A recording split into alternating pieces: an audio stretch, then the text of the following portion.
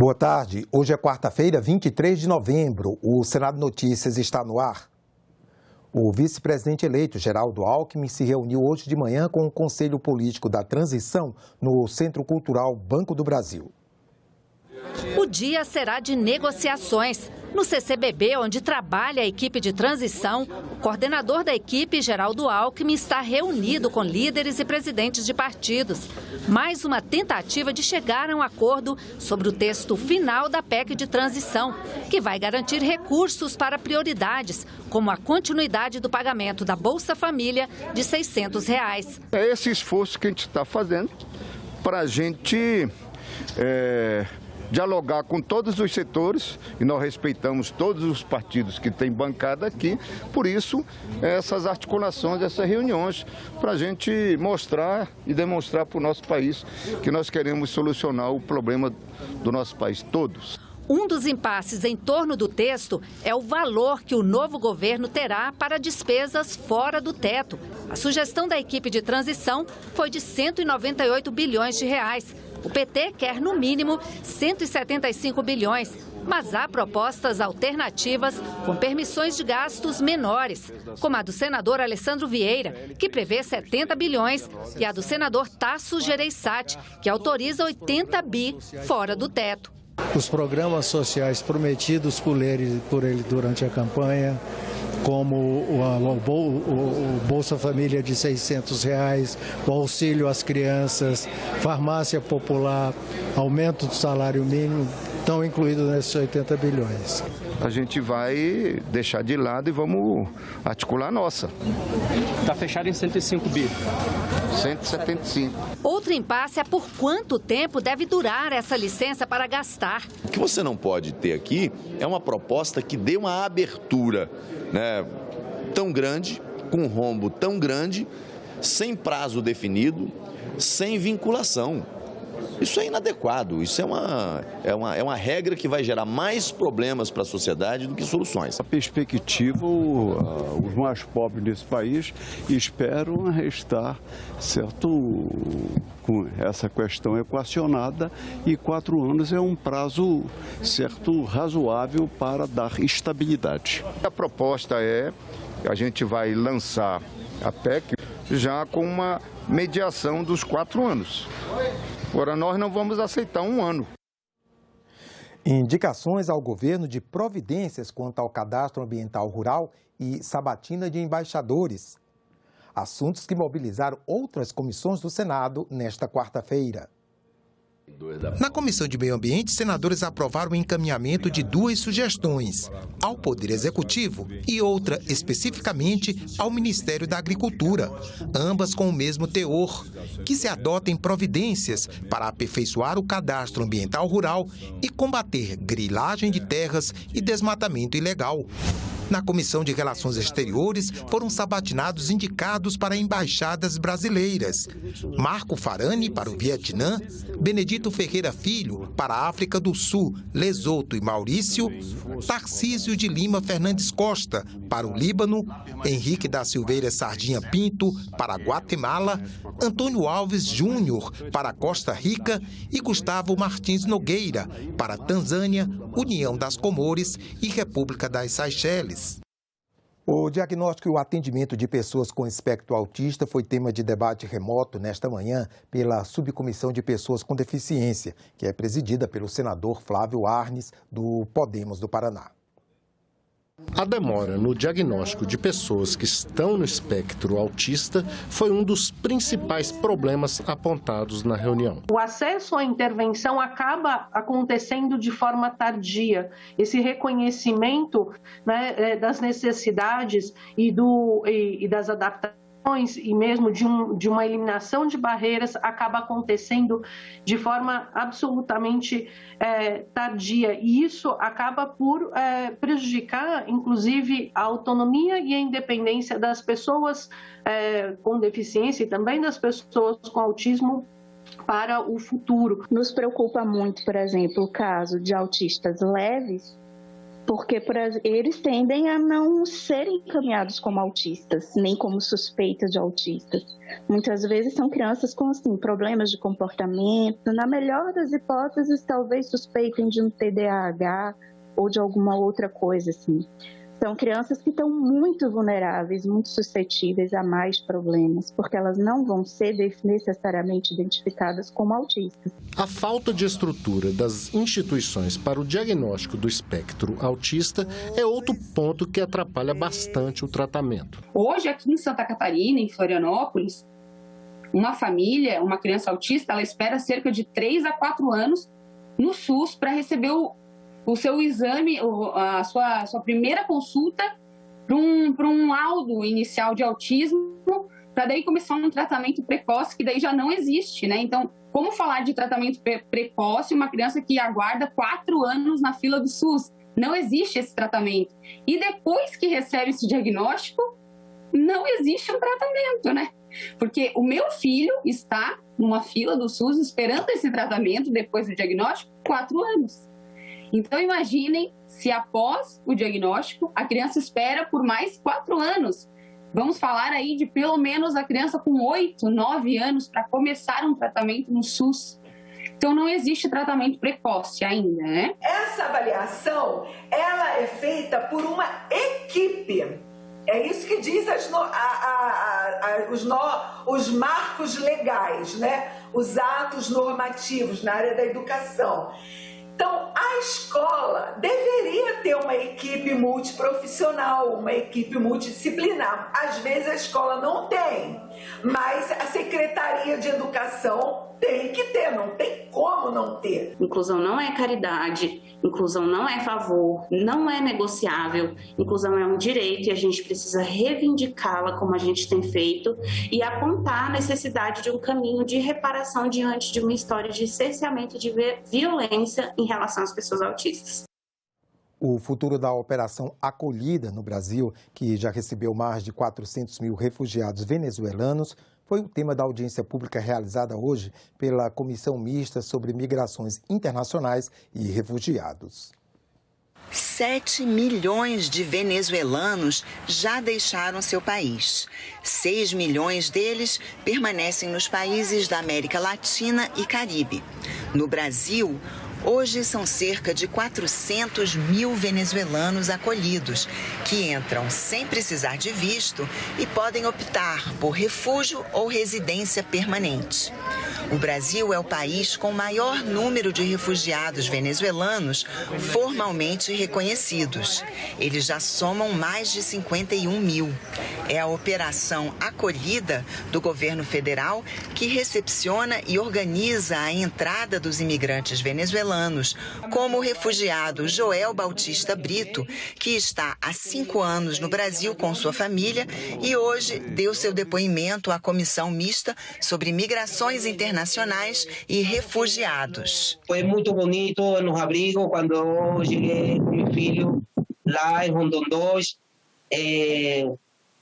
A documentação foi rápido, a alimentação, todas essas coisas foi muito, não nos faltou abrigo, nem alimento, nada, foi maravilhoso demais. Essa comissão evitará todos os esforços para garantir que o Estado brasileiro cumpra seu papel de acolher e construir mecanismos que contribuam concretamente para o acolhimento, para a superação das barreiras e para a concessão de vistos humanitários, além de, lógico, de outras políticas de acolhida de pessoas em situação de refúgio. A Operação Acolhida é um exemplo internacional altamente reconhecido, deve ser um motivo de orgulho para todos os brasileiros. A gente está no momento de transição da operação, se num primeiro momento você tinha uma necessidade de resposta emergencial, agora a resposta é de desenvolvimento de estratégias de médio e longo prazo que assegurem a plena integração dessa população no país.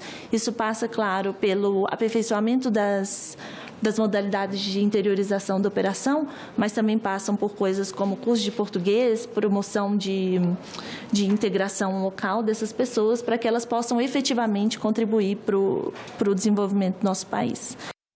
Ontem, primeiro dia de votações na semana de esforço concentrado, o plenário do Senado aprovou 12 nomes para ocuparem cargos no Superior Tribunal de Justiça, em embaixadas e outras representações internacionais. Os senadores aprovaram nesta terça-feira os juízes federais Messode Azulay Neto e Paulo Sérgio Domingues para os cargos de ministros do Superior Tribunal de Justiça. Messode Azulay Neto é presidente do Tribunal Regional Federal da 2ª Região. Paulo Sérgio Domingues foi presidente da Associação dos Juízes Federais do Brasil e é desembargador do Tribunal Regional Federal da 3ª Região. A juíza trabalhista Liana Scheibe foi aprovada para o cargo de ministra do Tribunal Superior do Trabalho. Luiz Fernando Bandeira de Melo Filho, reconduzido para o Conselho Nacional de Justiça, e Engels Augusto Muniz para o Conselho Nacional do Ministério Público. Também foram confirmados 7 indicados para chefiar embaixadas brasileiras e representações junto a organizações internacionais. Fernando Abreu vai para a Embaixada da Tunísia, Evaldo Freire para a Mauritânia, Leonardo Monteiro para a Guiné Equatorial,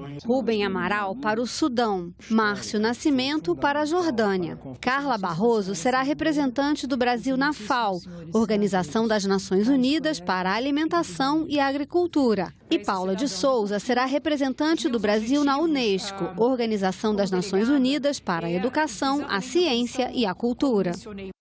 A Comissão Mista de Orçamento aprovou nesta terça-feira as diretrizes que o Comitê de Admissibilidade de Emendas utiliza para analisar as sugestões de despesas apresentadas ao projeto de lei orçamentária anual.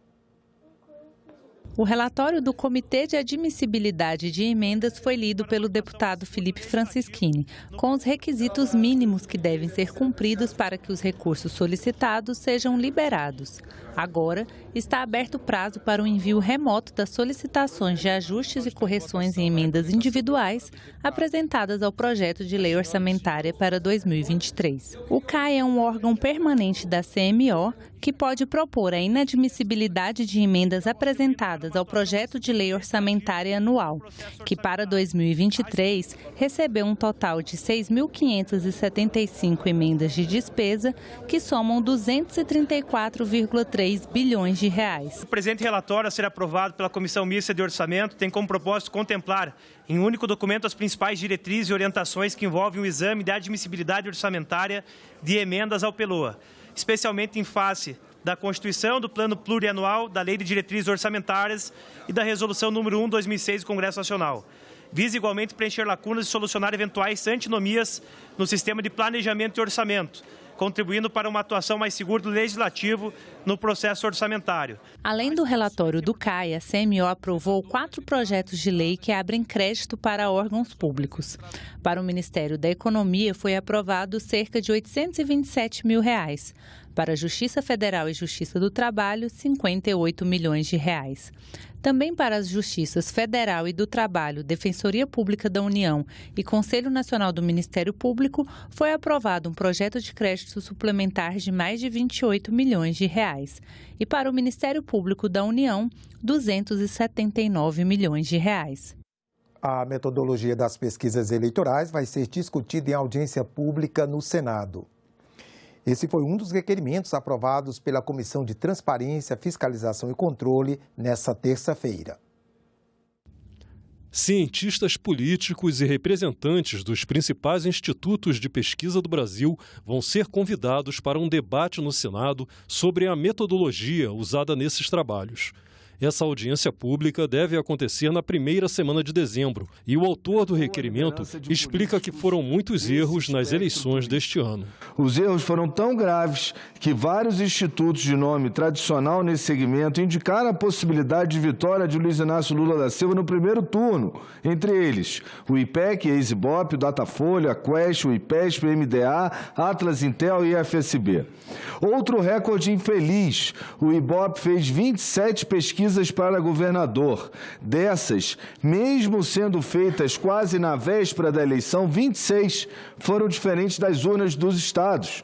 É válido para o processo eleitoral, válido no sentido que é produtivo, que diariamente sejam revelados resultados de pesquisa, porque a gente sabe que elas influenciam diariamente o voto do eleitor dessa maneira. A Comissão de Transparência, Fiscalização e Controle também aprovou a realização de uma audiência pública para discutir a fiscalização de inserções na propaganda eleitoral.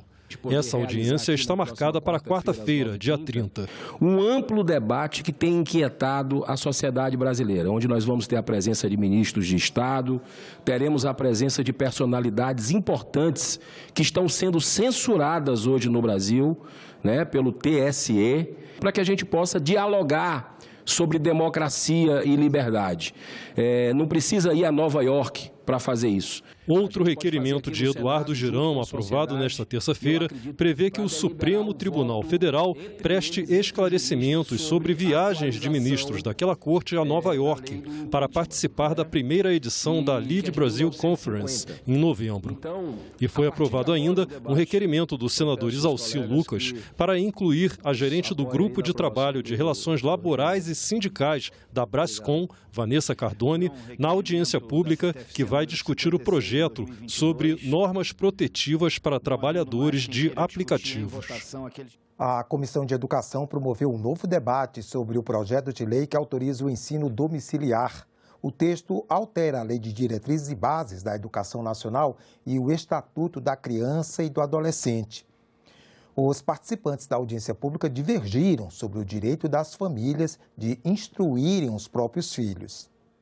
Foi a terceira audiência pública na Comissão de Educação sobre a possibilidade da oferta domiciliar da educação básica, prevista em um projeto de lei que está tramitando no Senado. Desta vez, a ênfase foi no impacto da prática sobre a rede privada de ensino. O texto traz uma série de condicionantes. Como, por exemplo, a matrícula numa escola. Tem que haver a matrícula, seja escola pública ou confessional. Essa escola tem que analisar o projeto político-pedagógico, tem que fazer avaliação, a prova, orientação, se for necessário. Quer dizer, não vai deixar de haver o vínculo entre, se o caso, o projeto também venha a vigorar, entre a educação domiciliar e a escola. Então, nesse sentido que nós estamos vendo o impacto. Esta debatedora defendeu a regulamentação do homeschooling, argumentando que se trata de um direito das famílias. Isso não, de maneira nenhuma, imputa nenhum fracasso, nenhum problema, não imputa nenhuma... não tira nenhuma vantagem da escola pública ou da instituição privada. Pelo contrário, nesse próprio projeto de lei, as instituições privadas elas vão aparecer como parceiras da família que quer desenvolver um outro projeto de educação.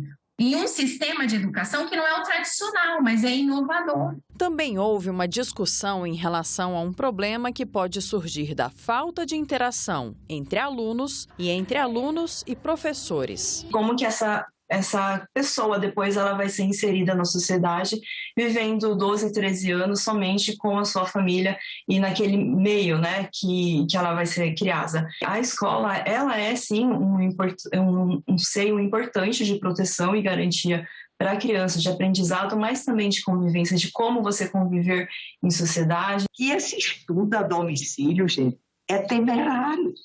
Não tem como negar isso. Porque tira o direito da criança à socialização. O ensino domiciliar, como vocês podem ver na apresentação, ele é aprovado em mais de 60 países no mundo inteiro. A maioria deles, países desenvolvidos. Enquanto nós aqui, em países em desenvolvimento, continuamos patinando nesse assunto. E bem, nesses 60 países, em absolutamente nenhum deles houve prejuízo às instituições privadas de ensino. No ano passado, a Universidade de Harvard, mundialmente conhecida, concluiu que os estudantes domiciliares acabam mais felizes, bem ajustados e engajados socialmente do que seus pares escolarizados. E veja que isso esmoroa completamente a tese do problema de socialização. O Senado fez uma sessão especial para celebrar o Dia Internacional do Empresário Júnior. As empresas juniores são organizações sem fins lucrativos que atuam dentro das universidades, geridas pelos próprios alunos. Elas executam projetos orientados por professores da área. O Senado realizou uma sessão especial para celebrar o Dia Internacional do Empresário Júnior. Hoje o Brasil tem 33 mil empresários júniores, integrando 1.500 empresas distribuídas em mais de 300 instituições de ensino de todo o país. Essas organizações faturam mais de 70 milhões de reais por ano, recursos reaplicados na própria atividade. Quero homenagear todos vocês com uma palavra de estímulo. Quem gera a riqueza é o empreendedor, não é o governo. O governo, às vezes, atrapalha. É com muita alegria que também relembramos o Brasil empreendedor que nós queremos todos os dias construir, sendo um Brasil mais ético, sendo o primeiro país e único no mundo com a lei própria, que fomentou desde 2016 saltarmos de 800 empresas juniores até o número que hoje temos. O Parlamento, além de cumprir suas atribuições legislativas, também deve ser espaço para iniciativas que estimulem projetos de desenvolvimento econômico e social do nosso país, além de incentivar ações que potencializem o espírito empreendedor e profissional dos nossos jovens. Os senadores vão se reunir no plenário às 4 horas para votar autoridades aprovadas nas comissões e outras proposições que forem incluídas na pauta. O Senado homenageou com 1 minuto de silêncio o cantor e compositor Erasmo Carlos, que morreu nesta terça-feira aos 81 anos. Eis que hoje, presidente, eu peço 1 minuto de silêncio ao senhor e a todos os companheiros e amigos aqui da Casa do Senado Federal. Veio a morrer aos 81 anos de idade, um ser humano 100% do bem, um amigo, como ele escreveu a canção para Roberto Carlos. Eu falo de Erasmo Carlos. A presidência defere os votos de pesar proferidos pelo senador Jorge Cajurus, encaminha a publicação na forma regimental quanto ao falecimento de Gal Costa, Rolando Boldrin, Isabel do Vôlei e hoje, lamentavelmente, de Erasmo Carlos. Em homenagem a todas essas personalidades nacionais, eu peço a todos os presentes 1 minuto de silêncio. Zeneide Maia disse que as suas músicas serão seu legado para as próximas gerações. Humberto Costa escreveu que as suas canções embalaram muitas gerações, inclusive a minha. O senador Dário Begger exaltou o músico, que nas palavras dele foi um ícone da jovem guarda e um compositor talentoso e irreverente. Já a senadora Mara Gabrilli comentou que a morte do músico foi uma enorme perda para o Brasil. A senadora Simone Tebet disse que o Tremendão vai deixar saudades. Ficamos por aqui. Você pode rever as reportagens desta edição na nossa página na internet, senado.leg.br/tv. Obrigado pela companhia e até a próxima.